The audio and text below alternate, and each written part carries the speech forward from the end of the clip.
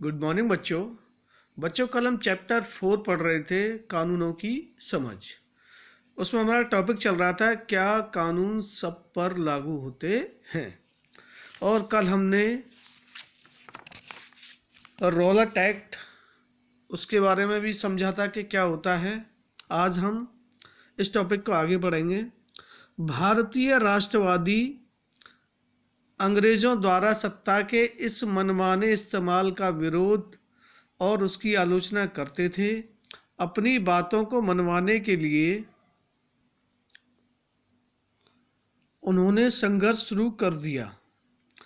यह समानता का संघर्ष था। उनके लिए कानून का मतलब ऐसे नियम नहीं थे जिनका पालन करना उनकी मजबूरी हो। वे कानून को उससे अलग ऐसी व्यवस्था के रूप में देखना चाहते थे जो न्याय के विचार पर आधारित हो। 19वीं सदी के आखिर तक भारत में कानून पेशा भी उभरने लगा था। कानूनी पेशे में लगे भारतीयों ने मांग की कि औपनिवेशिक अदालतों में उन्हें सम्मान की नज़र से देखा जाए। ऐसे भारतीय कानून विशेषज्ञ अपने देश के लोगों के अधिकारों की हिफाजत के लिए कानून का इस्तेमाल करने लगे। भारतीय न्यायाधीश भी फैसले लेने में पहले से ज़्यादा भूमिका निभाने लगे थे। इस प्रकार औपनिवेशिक शासन के दौरान कानून के शासन के विकास क्रम में यहाँ के लोग भी कई तरह से अपना योगदान दे रहे थे। तो बच्चों, होता क्या है, जो भारतीय राष्ट्रवादी थे वो अंग्रेजों द्वारा सत्ता के इस मनमाने इस्तेमाल का विरोध और उसकी आलोचना किया करते थे। अपनी बातों को मनवाने के लिए उन्होंने इस प्रकार के संघर्ष शुरू कर दिए। यह समानता का संघर्ष था। उनके लिए कानून का मतलब ऐसे नियम नहीं थे कि जिनका पालन करना उनकी मजबूरी हो। वे कानून को उससे अलग एक ऐसी व्यवस्था के रूप में भी देखना चाहते थे कि न्याय के विचार पर आधारित हो, न्याय मिले। 20वीं सदी के आखिर तक भारत में कानूनी पेशा भी धीरे धीरे उभरने लगा था। लोग रुचि लेने लगे थे कानूनी पेशे में। कानूनी पेशे में लगे भारतीयों ने मांग की कि औपनिवेशिक अदालतों में भी उन्हें भी सम्मान की नज़र से देखा जाए। ऐसे भारतीय कानून विशेषज्ञ अपने देश के लोगों के अधिकारों की हिफाजत के लिए कानून का इस्तेमाल करने लगे थे और भारतीय न्यायाधीश भी फैसले लेने से पहले ज़्यादा भूमिका निभाने लगे थे। इस प्रकार से बच्चों, औपनिवेशिक शासन के दौरान कानून के शासन के विकास क्रम में यहाँ के लोग भी कई तरह से अपना योगदान दे रहे थे। संविधान को स्वीकृति मिलने के बाद यह दस्तावेज एक ऐसी आधारशिला बन गया जिसके आधार पर हमारे प्रतिनिधि देश के लिए कानून बनाने लगे। हर साल हमारे प्रतिनिधि कई नए कानून बनाते हैं और कई पुराने कानूनों में संशोधन करते हैं। कक्षा 6 की पुस्तक में आपने 2005 के हिंदू उत्तराधिकार संशोधन कानून के बारे में पढ़ा होगा।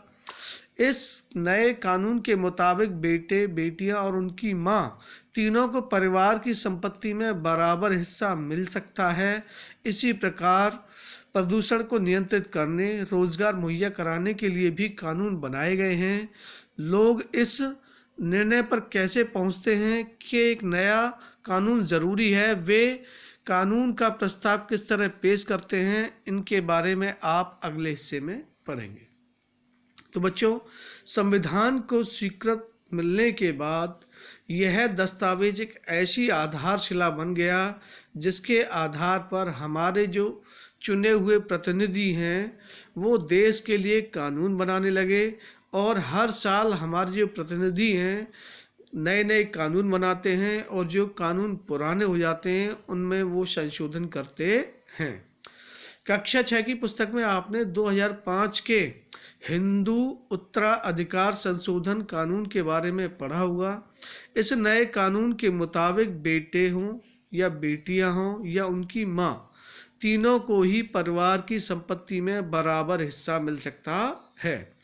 इसी प्रकार प्रदूषण को नियंत्रित करने, रोजगार उपलब्ध कराने के लिए भी नए कानून बनाए गए हैं कि लोगों को अच्छा रोजगार मिले, प्रदूषण को नियंत्रित किया जाए। इस संबंध में भी कानून बन गए हैं। लोग इस निर्णय पर कैसे पहुंचते हैं कि एक नया कानून जरूरी है, वे कानून का प्रस्ताव किस तरह से पेश करते हैं, इसके बारे में आप और ज़्यादा डिटेल में अगले हिस्से में पढ़ेंगे।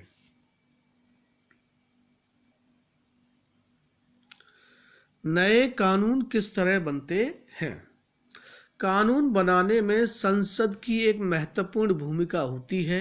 यह प्रक्रिया कई तरह से आगे बढ़ती है। आमतौर पर सबसे पहले समाज के विभिन्न समूह ही किसी खास कानून के लिए आवाज़ उठाते हैं। यह संसद की जिम्मेदारी है कि वह लोगों के सामने आ रही समस्याओं के प्रति संवेदनशील हो। आइए देखें कि घरेलू हिंसा का सवाल किस तरह संसद के सामने आया और घरेलू हिंसा की रोकथाम पर कानून बनने की प्रक्रिया क्या थी। तो बच्चों, कानून बनाने में संसद की सबसे महत्वपूर्ण भूमिका होती है। यह प्रक्रिया कई तरह से आगे बढ़ती है। आमतौर पर सबसे पहले समाज के जो विभिन्न समूह हैं वो किसी खास कानून को बनाने के लिए अपनी आवाज़ उठाते हैं और यह संसद की जिम्मेदारी होती है कि वह लोगों के सामने आ रही समस्याओं के प्रति संवेदनशील रहे। आइए देखें कि घरेलू हिंसा का सवाल किस तरह संसद के सामने आया और घरेलू हिंसा की रोकथाम पर कानून बनने की जो प्रक्रिया थी वो क्या थी। जब परिवार का कोई पुरुष सदस्य, आमतौर पर पति, घर की किसी औरत, आमतौर पर पत्नी के साथ मारपीट करता है, उसे चोट पहुंचाता है या मारपीट अथवा चोट की धमकी देता है तो सामान्यतः इसे घरेलू हिंसा कहा जाता है। औरत को यह नुकसान शारीरिक मारपीट या भावनात्मक शोषण के कारण भी पहुंच सकता है। यह शोषण मौखिक, यौन या फिर आर्थिक शोषण भी हो सकता है। घरेलू हिंसा कानून 2005 में महिलाओं की सुरक्षा की परिभाषा ने घरेलू शब्द की समझ को और अधिक व्यापक बना दिया है। अब ऐसी महिलाएं भी घरेलू दायरे का हिस्सा मानी जाएंगी जो हिंसा करने वाले पुरुषों के साथ एक ही मकान में रहती हों या रह चुकी हों।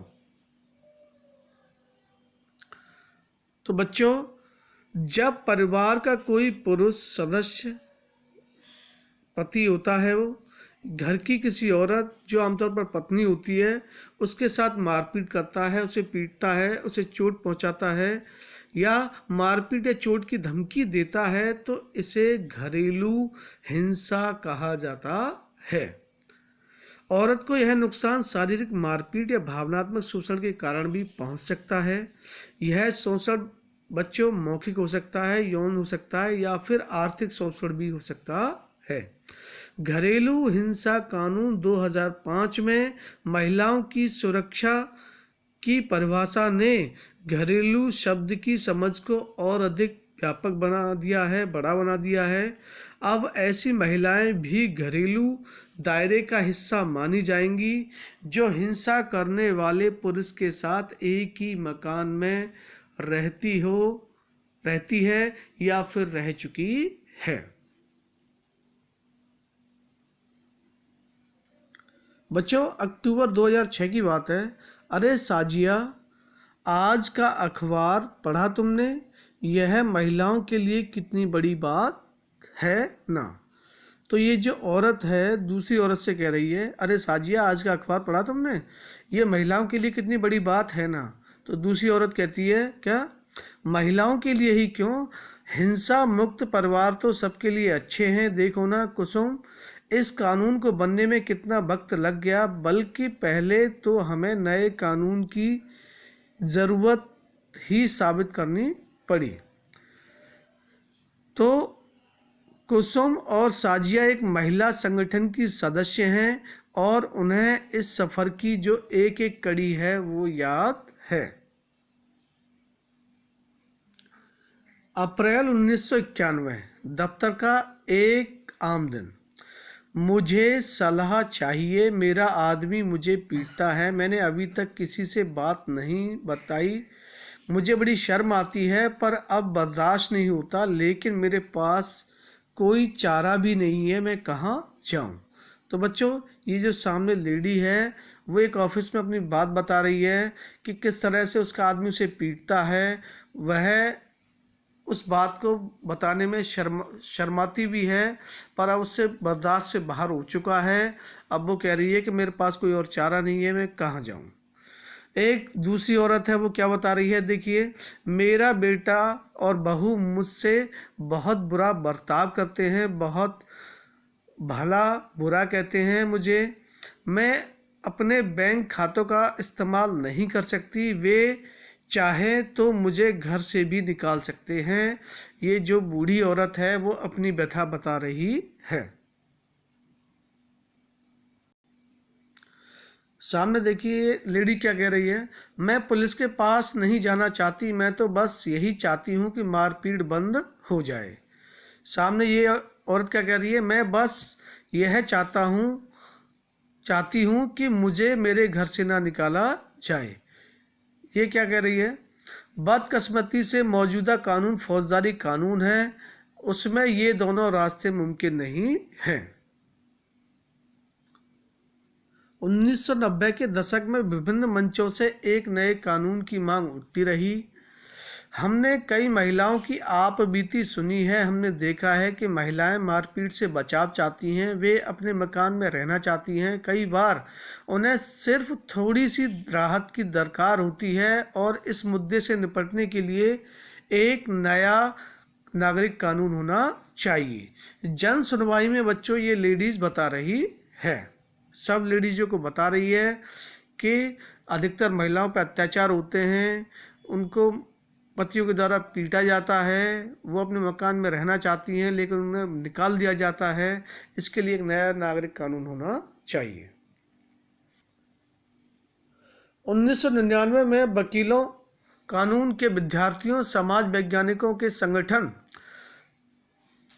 लॉयर्स कलेक्टिव ने राष्ट्रव्यापी चर्चा के बाद घरेलू हिंसा रोकथाम एवं सुरक्षा विधेयक का मसौदा तैयार किया और इस विधेयक को बहुत सारे लोगों को पढ़ाया गया। ये देखिए लड़की क्या कह रही है, घरेलू हिंसा की परिभाषा में शारीरिक, आर्थिक, यौन और मौखिक व भावनात्मक दुर्व्यवहार को भी शामिल किया जाना चाहिए। ये लड़की बता रही है कि इन चीज़ों को घरेलू हिंसा में होना चाहिए।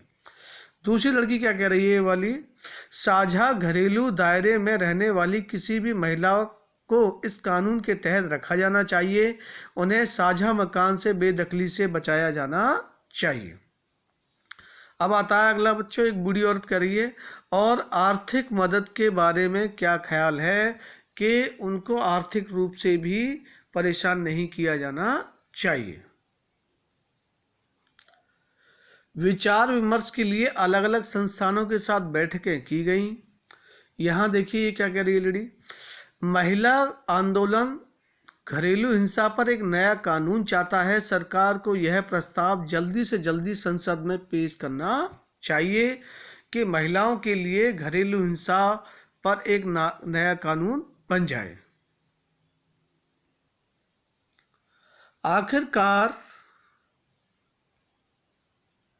2002 में यह विधेयक संसद में पेश कर दिया गया, लेकिन यह औरत कह रही है इस विधेयक में कोई भी वो बात नहीं है जो हमने सुझाई थी, बताई थी। दूसरी लेडीज कह रही है हमें विधेयक के इस रूप का विरोध करना चाहिए।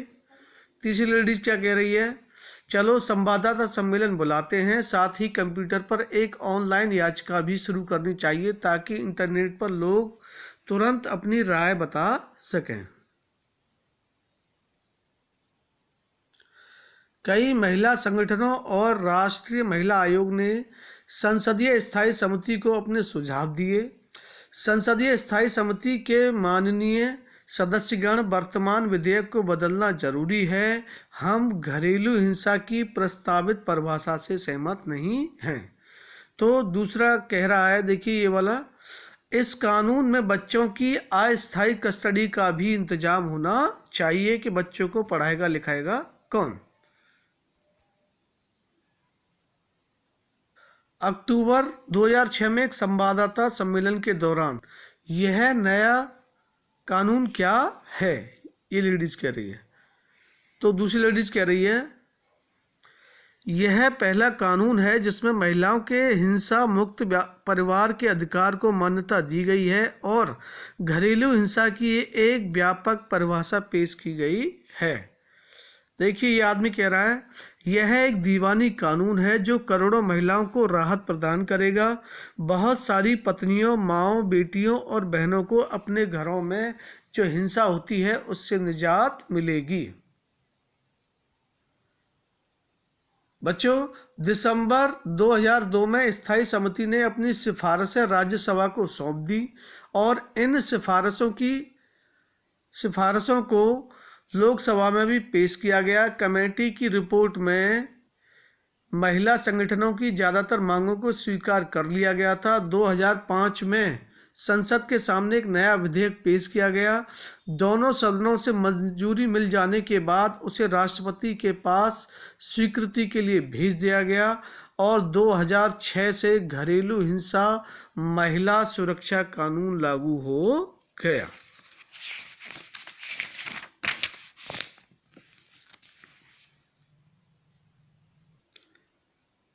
सामने लेडीज कह रही है बच्चों यह कानून एक बहुत महत्वपूर्ण कदम है। यह कानून एक साझे मकान में रहने के महिलाओं के अधिकारों को मान्यता देता है। महिलाएं किसी भी तरह की हिंसा के खिलाफ सुरक्षा का आदेश प्राप्त कर सकती हैं। महिलाएं अपने इलाज और अन्य खर्चों के लिए भी आर्थिक सहायता प्राप्त कर सकती हैं। नीचे ये कह रहा है ये कानून इतना महत्वपूर्ण क्यों है। सामने लेडीज कह रही है अब एक और लंबा सफ़र शुरू होता है।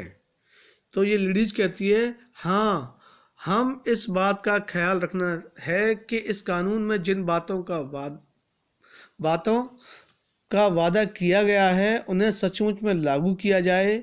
हमें सब तरफ नज़र रखनी होगी। हमें महिलाओं, पुलिस, न्यायपालिका सभी को इस कानून के बारे में शिक्षित करना होगा। ये लेडीज बताती है कि हाँ, हमें इस बात का ख्याल रखना चाहिए कि इस कानून में जिन बातों का वादा किया गया है उन्हें सचमुच में लागू किया जाए, तभी हमारी तरक्की हो सकती है और हमें सब तरफ नज़र रखनी होगी, महिलाओं पर, पुलिस पर, न्यायपालिका पर, और सभी को इस कानून के बारे में भी शिक्षित करना होगा।